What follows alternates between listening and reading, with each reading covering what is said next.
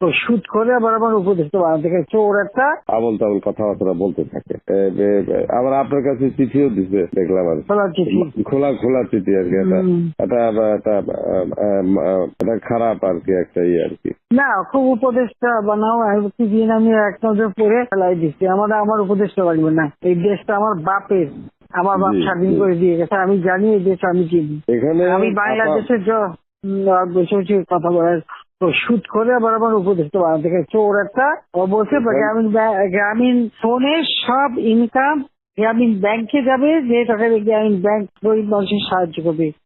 আর এই কথা করে আমার কাছে ওই গ্রামীণ ফোনের ব্যবসা দিয়ে ইউজ একটা টাকা পর্যন্ত গ্রামীণ ব্যাংকে দেয় নাই। আমি 400 কোটি টাকা গ্রামীণ ব্যাংকে দিচ্ছি, 400 কোটি টাকা। ওটা তার অন্যান্য প্রতিষ্ঠানে লাগাচ্ছি আর কি।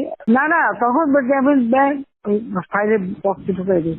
গ্রামীণ ব্যাংক তখন ওই শেষ হয়ে চলে যাচ্ছিল। ওর বদলতে গ্রামীণ ব্যাংক মাঠে বসে গেছিল। ও তো সব ব্যাংকের সব টাকা তো লুচি খেয়ে গেছে। তখন আমি প্রথমে 100 কোটি, তারপর 200 কোটি, তারপর আবার 100 কোটি, এটা 98 সালে দিচ্ছি, চালু রাখছি। তখন এই গ্রামীণ ফোনের ব্যবসা ছিল। এই ব্যবসাটার থেকে যে লাভটা হবে সেই টাকাটা চলে যাবে গ্রামীণ ব্যাংকে, রেগুলার গ্রামীণ ব্যাংকে একটা সোশ্যাল ইনকাম থাকবে। এই বলে ব্যবসা নিয়ে তখন যখন ব্যবসা নাই, তোমার বলে রাখি, যদি কোনদিন প্রশ্ন ওঠে বলতে পারবা, 51% মালিক হলো বাংলাদেশ আর 49% হলো নরওয়ে কোম্পানি। আর এখন যে দেখো সব সে ব্যবসা নরওয়ে কোম্পানির কাছে, তার নিজের কাছে বোধহয় 10% বা 15% মতন হয়তো থাকতে পারে, সমস্ত সে বেঁচে খেয়েছে।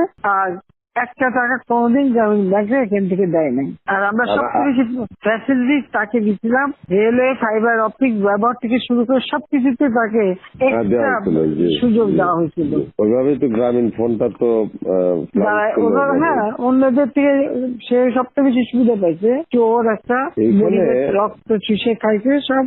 আমি বলছি যে রক্ত শোষা, গরিবের রক্ত শোষা।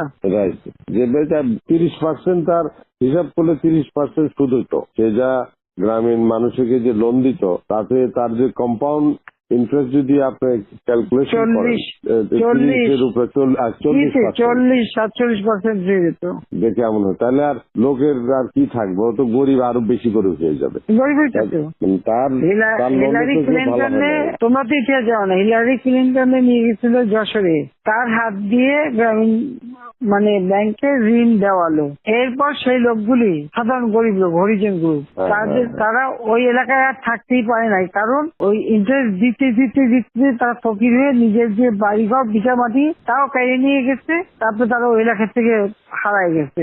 দেন আমি খুঁজছি, একজনের পাশে খাগড়াছড়ি, সেখানে যে এসে কাজ করে খায়, আর একজন বোধহয় নীলফামারী নদী আসবে কোথায়, যে এরা ওই পরিবার সদস্য ওই এলাকা থেকেই হারায় গেছে।